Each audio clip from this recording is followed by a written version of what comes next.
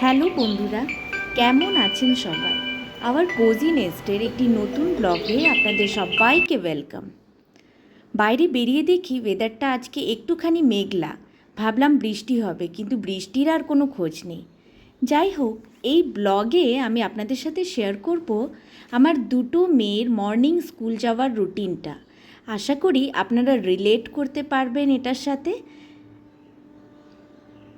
দুজনের টাইমিংস একটু আলাদা, তাই আগে বড়টাকে রেডি করে পাঠিয়ে তারপর আমি ছোটোটাকে তুলব। এখানে আমি উঠে নিজেকে একটু ফ্রেশ করে তারপর টিফিন বানাতে চলে এলাম। আমি আগের দিন রাতেই একটুখানি প্রিপেয়ার করে রাখি যে কী টিফিন দেওয়া যাবে। তাই আমি কাল রাতেই ভেবে রেখেছিলাম যে ওদেরকে আজকে রুটি আর আলুর তরকারি দিব, বাট উইথ এ টুইস্ট, মানে রুটির ভেতরেই আলুর পুরটাকে ভরে একটুখানি সস দিয়ে রোলের মতন বানিয়ে দিব, যাতে ওদের খেতেও সুবিধে হয় আর ভালো লাগে। সাথে একটু স্যালাড দিয়ে দেব।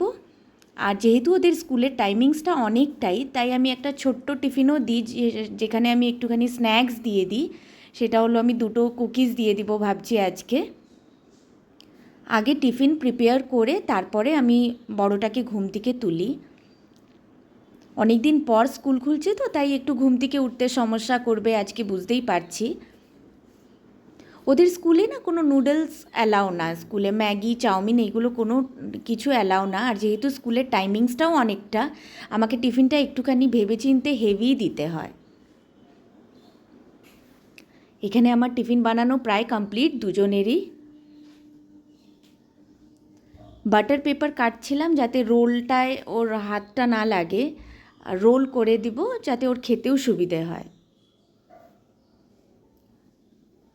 আপনারা আপনাদের বাচ্চাদেরকে কী স্কুলে টিফিন দেন আমাকে অবশ্যই কমেন্টে জানাবেন। টিফিনটা কমপ্লিট হোক, তারপরেই আমি বড়টাকে ডাকবো ঘুম থেকে ওঠার জন্য। স্কুলের ডিস্টেন্সটা অনেকটাই তো, তাই আমি কোনো অয়েলি ফুডও টিফিনে দিই না। আর সকালেও কোনো দুধের আইটেম খাইয়ে আমি পাঠাই না, যাতে কোনো অ্যাসিড ফর্ম না করে যায়।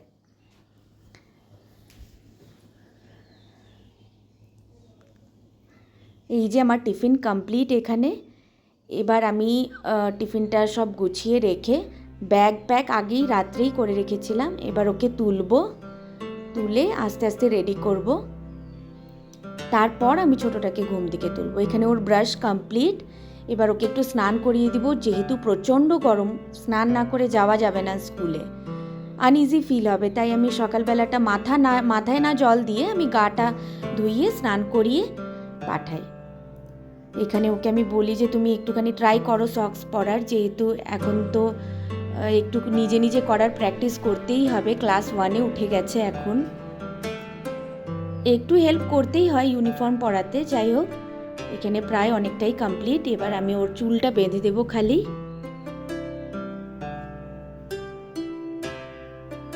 সোহাগের বয়স 6 বছর, আর আমার ছোট মেয়ে মিঠাইয়ের বয়স এই 4-এ পড়লো।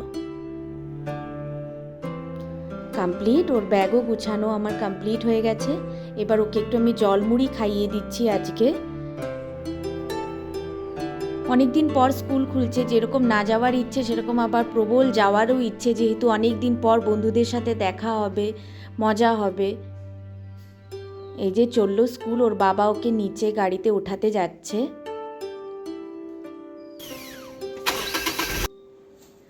সোহাগকে ছেড়ে এসে আমি বেডটা আগে গুছিয়ে নিই, যাতে ঘরটা অনেকটা ক্লিন লাগুক। আর তার সাথে সাথে আমি ছোটোটাকেও উঠিয়ে দিয়েছি, যাতে ওকে আমি রেডি করতে পারি। এবার ওরও যাওয়ার সময় হয়ে এলো স্কুলে। ওর চুলটা বেঁধে দিচ্ছি, তার মধ্যেই ও একটুখানি বিরক্ত হচ্ছে যে আমার চুল বাঁধবে না। ওর চুলটা ওর খোলা থাকলেই বেশি পছন্দ করে, কিন্তু যা গরম, ওর চুলে খুলে রাখা মানে আমারই অস্বস্তি লাগে দেখে। যাই হোক, এখানে ওর চুল বাঁধা কমপ্লিট। কেন? ভালো লাগছে তো স্কুলে দুটো। ওকেও আজকে একটু জল দিয়ে মুড়ি খাইয়েছিলাম, তারপরে বললাম একটু জল খেয়ে নাও। আর ওর স্কুলের টাইমিংসটা খুবই কম, তাই ওকেও বেশি কিছু আমি খাইয়ে পাঠাই না। রোল টিফিনে আমি দিয়ে দিয়েছি, ওটাও কমপ্লিট করে এলেই ব্যাস ব্রেকফাস্ট কমপ্লিট। এখানে ও চললো বাবার সাথে। ওকে ছেড়ে এসে এবার আমরা একটু চা নিয়ে বসবো, সাথে দিনের কি কাজকর্ম সেগুলো সব শর্ট আউট করব, কি ইম্পর্টেন্ট কাজ আছে বা কোথায় যাওয়ার আছে সেগুলো সব কিছু প্ল্যান প্রোগ্রাম সব কিছু করব। আপনাদের সকালটা কিভাবে শুরু হয় আর কিভাবে স্কুলে বাচ্চাদের যাওয়া সব কিছু আমার প্রায় প্রত্যেক দিনই সেম বলবো না, একটু এপাশ ওপাশ হয়, বাট আমি প্রায় ম্যাক্সিমাম দিনই এরকম চলে। তাই সেটাই আজকে আমি তুলে ধরলাম। কেমন লাগলো আপনাদের ব্লগটি অবশ্যই আমাকে জানাবেন। Please do subscribe, like and share for more videos. আশা করি আপনারা আপনাদের সাথে অনেকটাই রিলেট করতে পারবেন। ধন্যবাদ। Thanks for watching.